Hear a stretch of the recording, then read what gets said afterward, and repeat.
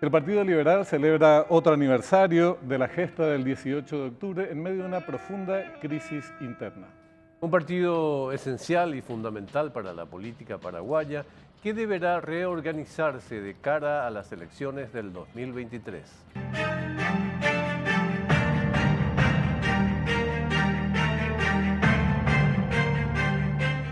¿Qué tal? ¿Cómo están? Tengan ustedes muy buenas noches. Bienvenidos a esta nueva emisión de Fuego Cruzado. ¿Cómo estás, Augusto? Bien, bien, nuestros respetos para toda la comunidad liberal en esta fecha tan histórica y Sí. tan entrañable para el sentimiento de este partido, ¿no? Incluso más celebrada, si se quiere, que el El aniversario de fundación. Tal cual, tal cual, tal cual.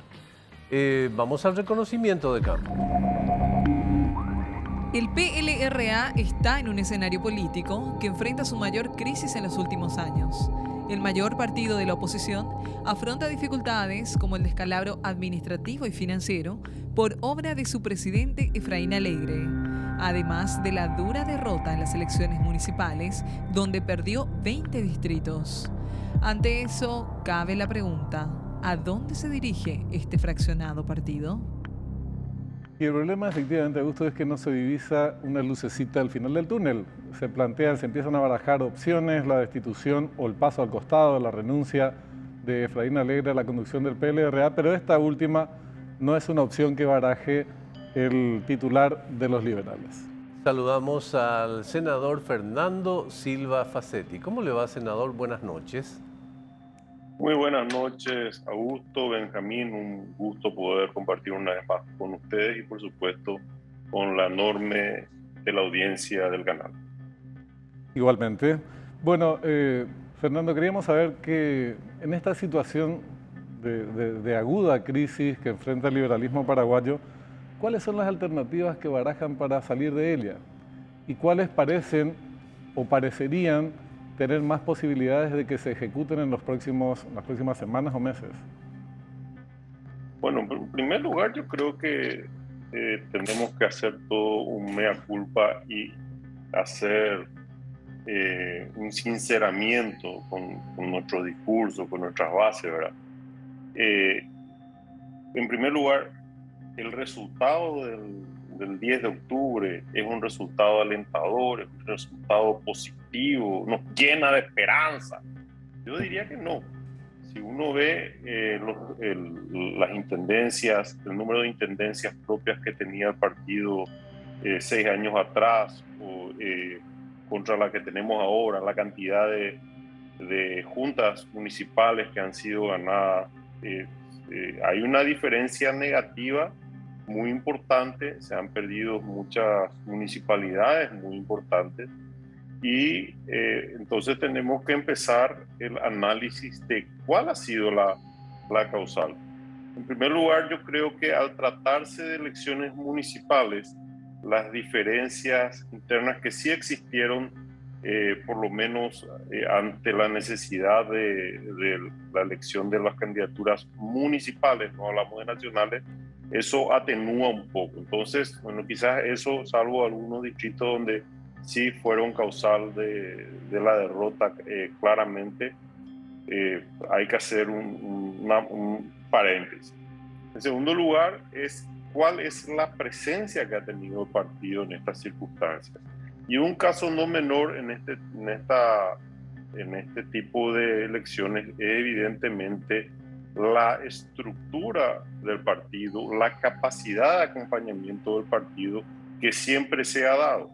Y hago un cito, por ejemplo, en el tema de las elecciones del año 2010, presidencia Blas Llano, la presidencia del partido encaja con un ahorro de 40.000 millones de guaraní en efectivo y emite otra vez bonos. Entonces, aparte de eso, los candidatos, intendentes y concejales recibieron materiales del partido, asistencia técnica del partido, acompañamiento con encuestas del partido. En el año 2015, presidencia Tito Saguier, donde el partido consigue la mayor cantidad de municipios con tesoro en caja se distribuyen más de 20.000 millones en efectivo y se emiten bonos nuevamente. El partido contaba con credibilidad, contaba con solidez, con transparencia. Se ganan, creo que 90 municipios. Y finalmente pasamos al año 2021, la administración Efraín Alegre, en donde el partido, en primer lugar, hace el nuevo directorio mal que mal, porque dentro de del poco margen de colaboración de la administración Alegre, se encuentran que la deuda que decían que era de 30.000, no era de 30.000, sino que superaba los 50.000 millones. Se encuentran con montos nunca reconocidos en el balance del partido ni por la justicia electoral. Se encuentran con que el presidente sigue enjuiciado, donde tiene imputación y acusación por falsificación de documentos públicos de contenido falso a los efectos del cobro ilegal de asistencia económica por parte del Estado. Recordemos que todo este dinero que reciben los partidos políticos es dinero público y los administradores están equiparados a los funcionarios públicos en la responsabilidad.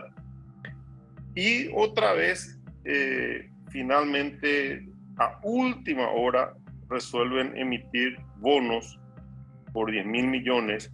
Es decir, que en el cálculo financiero se prevé una asistencia financiera a los candidatos de 6.000 guaraníes por votante habilitado, contra los 22.000 que se previó en el año 2015, administración Tito Saguier. Pero quedan en papeles. Claro. Y lo que está pasando es lo que sucedió con el concejal, por ejemplo, Humberto Blasco, que se fue al partido y le devolvió, muy respetuosamente le tiró por la cara su bono, porque no pudo cambiar ningún bono, y cambiar un bono en esas condiciones de que el firmante carece, de que uno de los firmantes, que es Efraín Alegre, carece totalmente de credibilidad, que hubo un vaciamiento de la institución que es la que emite. Entonces, obviamente, y no pagó, porque tenemos hoy 60 juicios de cobro de guaraní en el partido y todavía no tenemos todo, según lo que estaban informando. Entonces, obviamente, si vas a cambiar un bono, no cambia, claro, no cambia al 70%, cambia al 30%.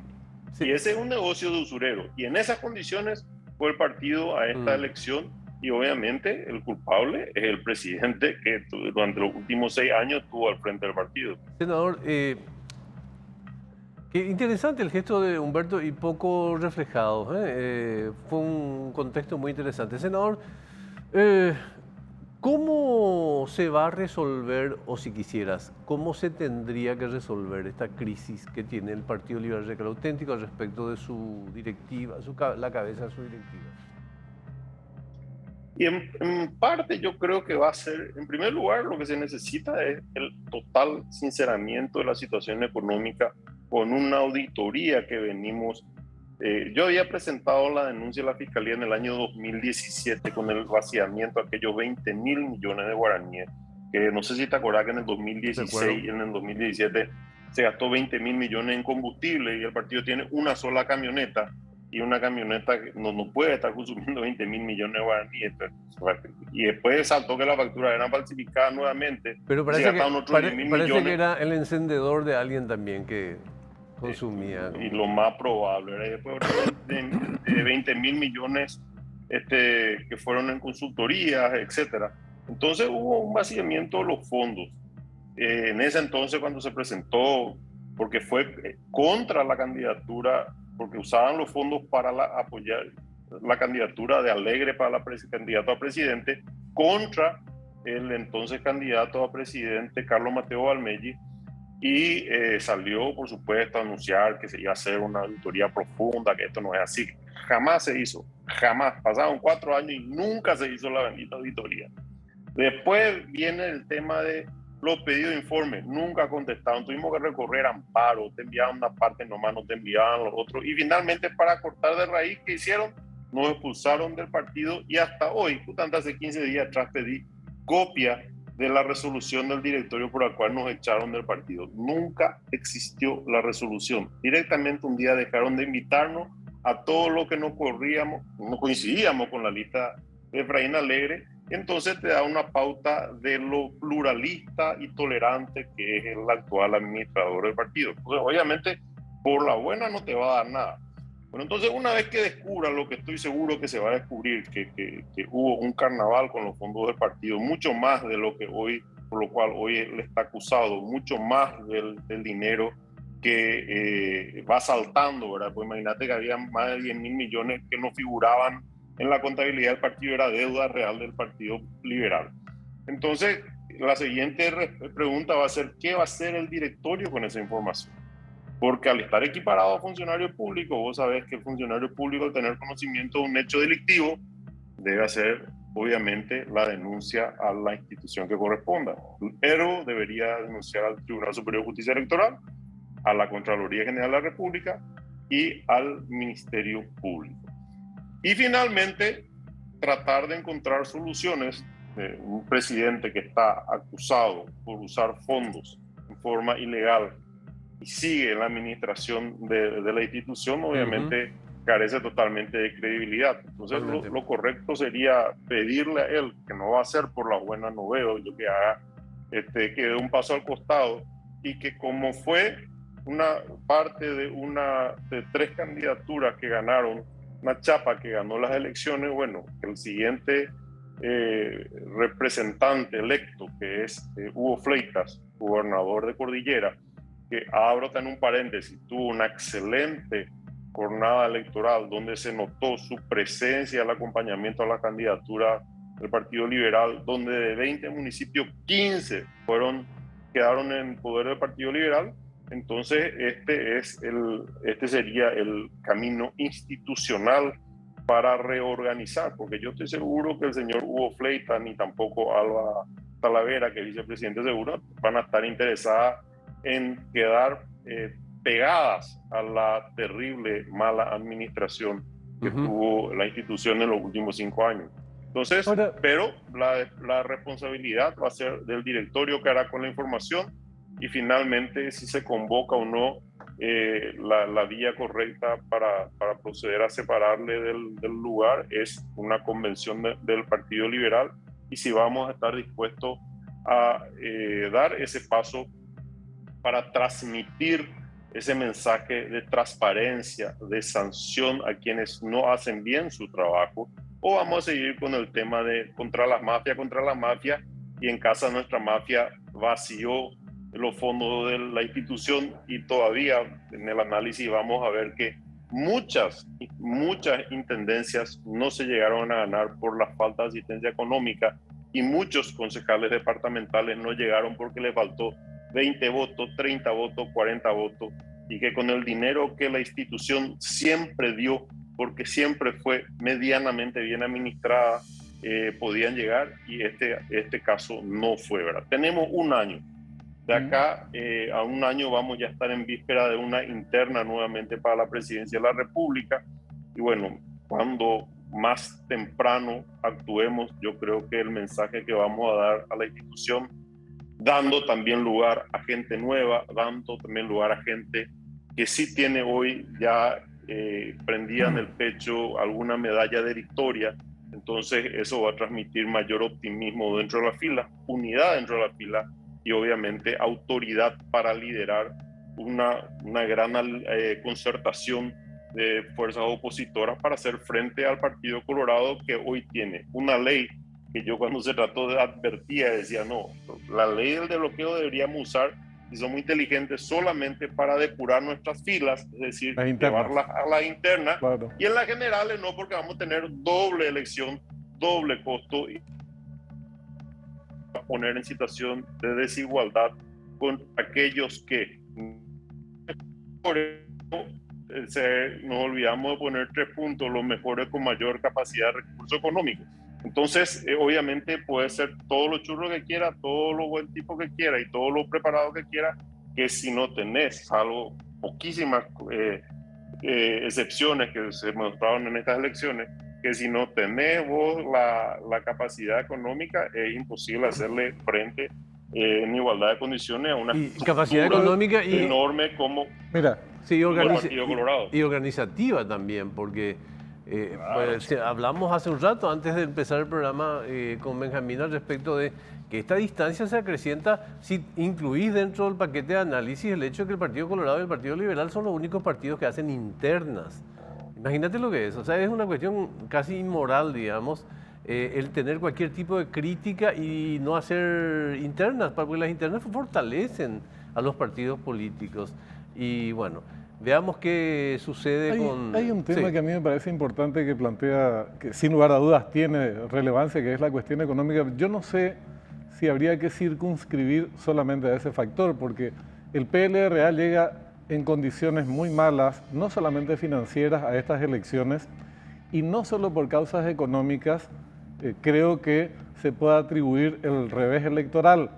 El funcionamiento partidario, a pesar de que venía de unas internas recientes, no se normalizó, no sesionaba el directorio, no había línea política, no había respaldo institucional a las candidaturas. Es más que plata. Es más que plata, y digo porque si fuera plata nomás, llega algún candidato con dinero, llámese Harrison u otro, y se resolvería. Y sin embargo, a mí me da la impresión, Fernando, quería conocer tu opinión, de que si así llegaron a las municipales, si así llegan a las generales como llegaron a las municipales, el traspié que van a sufrir será igual o peor.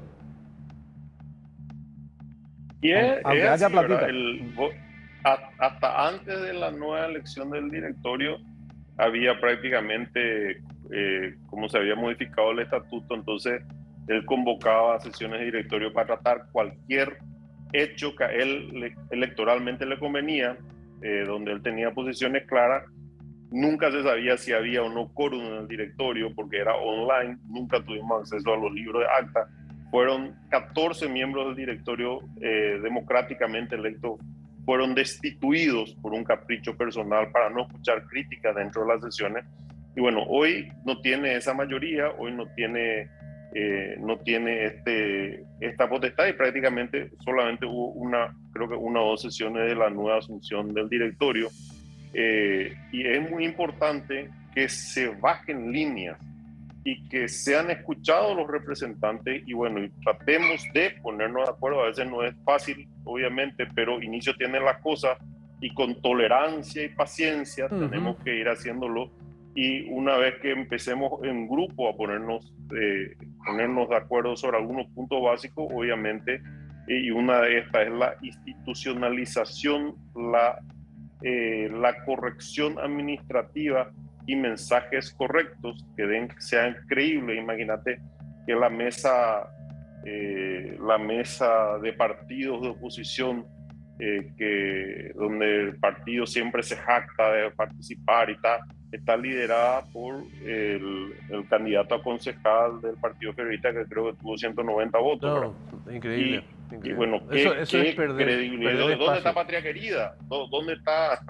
Entonces, pero que Fernando, discúlpame, no solamente sumar pequeñas instituciones, sino instituciones que representen mediante una fortaleza, que nos den fortaleza electoral a lo que sería la construcción de un proyecto político para el 2023. Pero discúlpame, en la foto del día de las elecciones se excluyó a toda la dirigencia, no digo tradicional, bueno, es tradicional, es la dirigencia real, o sea, la que tiene votos. No estuvo la foto del día de las elecciones. A propósito, ¿cuál es tu mirada sobre el futuro de Harrison y de Nakayama respecto de los compromisos? Y son gente nueva, y yo te cito algunos, ¿verdad? Por ejemplo, Norman Harrison, que es una persona que ya vino trabajando, dio asistencia, dio la cara en todo este proceso, que es un liderazgo positivo que proviene del sector empresarial. Eduardo Nakayama, que tiene ya ahora sus primeras estrellas de peso, porque su anterior intervención él fue candidato a senador y había tenido 3.000 votos, ¿verdad? Ahora sí, estamos hablando de una persona que tuvo casi 108.000 votos en una elección general. Demostró su valía. Nos faltó quizás un poco más de tiempo para que la gente conozca todas las virtudes de un candidato fresco, un candidato preparado, un candidato que quiera hacer bien las cosas. Y después sobre todo deberíamos hacer una apuesta fuerte a los intendentes. Por ejemplo, Ricardo Estigarribia, ¿verdad? Que contra todas las armas que en algunos lugares sirvieron para destrozarnos, él ganó, casi duplicó prácticamente en las elecciones en Villa Lisa, Alcides Rivero en Fernando de la Mora, Carolina Aranda en Mariano Roca Alonso, Diego Rivero en Caacupé, Papu en Caguazú. Hay intendencias que sí han demostrado liderazgos nuevos. Y a esa nueva gente, muchas de ellas miembros ya electos del directorio del PLRA en las últimas elecciones, sobre ellas deberían caer la responsabilidad de la nueva conducción partidaria. Gente nueva, ideas nuevas, nueva gimnasia, que le dé que no solamente cambie la cara al partido, sino que cambie la estructura, que sea moderna, que sea dinámica. Y Norman Harrison, yo creo que es entre los nombres que escuché hoy, seguramente lo que puede significar la esperanza de un partido redireccionado hacia la victoria y no hacia la persecución. Una preguntita nomás antes de despedirte. ¿Por qué no acepta entrevistas? Con nosotros por lo menos lo intentamos varias veces, Harrison, no hay caso.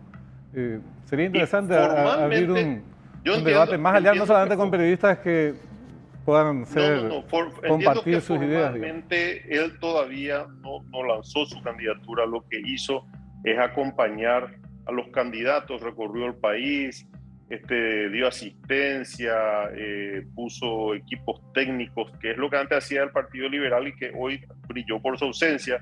Entonces, un equipo liderado de especialistas en comunicación, en consultoría, en encuestas, fue un tipo de asistencia electoral que dio él, y obviamente al hacerlo está manifestando un claro interés en dar el siguiente paso. Formalmente todavía no lo dio, entonces supongo que lo va a dar cuando formalmente anuncie su interés en representar al Partido Liberal al frente de una concertación para las próximas elecciones nacionales. Senador Fernando Silva Facetti, muchísimas gracias por su tiempo. ¿Sí? Muchas gracias, muy buenas noches. Nuevamente a través de ustedes, un saludo a la audiencia. Igualmente, igualmente. ¿Una pausita? En realidad le da a algunos medios. No, Pero sí. está todo bien, ¿verdad? No pasa nada. Bueno, pues ya tiene medios, pues. Ya tiene medios. Hace un medio le dan entrevista. Ya tiene medios. Bueno, ¿qué hacemos? Hacemos una pausa, ¿te parece? Y ya volvemos.